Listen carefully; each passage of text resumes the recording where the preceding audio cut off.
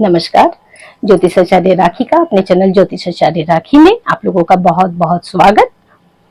मैंने कभी पहले अपनी एक वीडियो में कहा था कि मैं आपसे कभी डिस्कस करूंगी कि हम बिना पत्री को जाने कैसे जान सकते हैं कि हमारे को पितृ दोष लगा हुआ है या हमारी पत्री में पितृदोष है।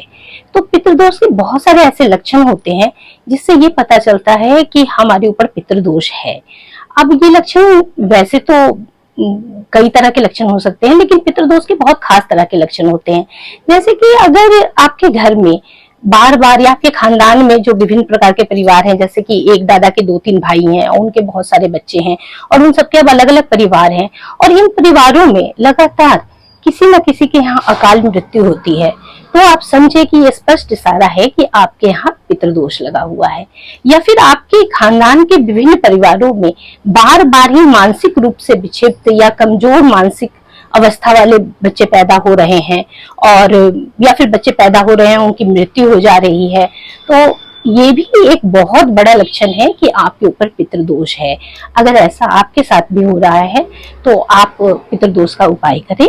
और तीसरी ये है कि अगर परिवार में बहू बेटियां या परिवार में जो स्त्रियां हैं वो या तो गर्भधारण नहीं कर पा रही हैं या गर्भधारण होके उनका गर्भपात हो जा रहा है या बच्चे होके नवजात अवस्था में जिनकी मृत्यु हो जा रही है, तो ये भी पितृदोष का लक्षण है।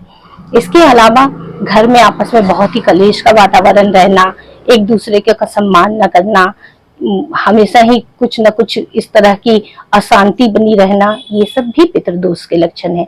या फिर आपकी तरक्की में लगातार बाधा आना, बनते बनते आपके कामों का रुक जाना, ये भी पितृदोष के स्पष्ट प्रमाण है। अब इनसे बचने के लिए क्या करना चाहिए मित्रों? हमारे सनातन हिंदू धर्म में हर एक चीज के लिए कुछ न कुछ उपाय जरूर है और हमारी जीवन की पद्धति ही ऐसी है। हिंदू एक धर्म नहीं, एक जीवन की पद्धति है और ये पद्धति ऐसी है कि अगर आप इसका अनुसरण करें तो आपके जीवन के बहुत सारे कष्ट तो ऐसे ही दूर हो जाएंगे।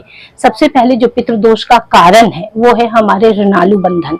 ऋणानु बंधन अर्थात हम पूर्व जन्म में ही अपने रिश्तेदारों या अपने कर्मों के कारण कुछ ऐसे कर्म छोड़ के आए हैं जिन कर्मों का निपटारा नहीं हो पाया, यानी कि जो कर्म अभी जिनका फल चुकाना बाकी है और वो बुरे कर्म थे, तो ये सबसे पहले हमारे ऊपर पितृदोष के रूप में आता है और हमें ऐसे रिश्तेदार या ऐसी परिस्थितियां मिलती हैं जो हमारे मनोकूल नहीं होती और लगातार उनसे हमें कष्ट का अनुभव होता रहता है।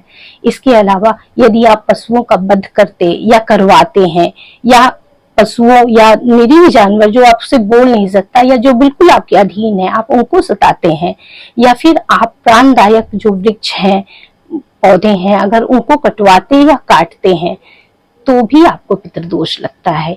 इसके अलावा बड़े बुजुर्गों का सम्मान न करना, अपने माता पिता से अभद्र तरीके से बात करना, उन्हें अपशब्द बोलना, अपने माता पिता के ऊपर हाथ उठाना, इन कारणों से बहुत गहरा पितृदोष लगता है। इसका निवारण अति आवश्यक है। अगली वीडियो में मैं आपको जरूर बताऊंगी कि इन सब का निवारण आप कैसे कर सकते हैं।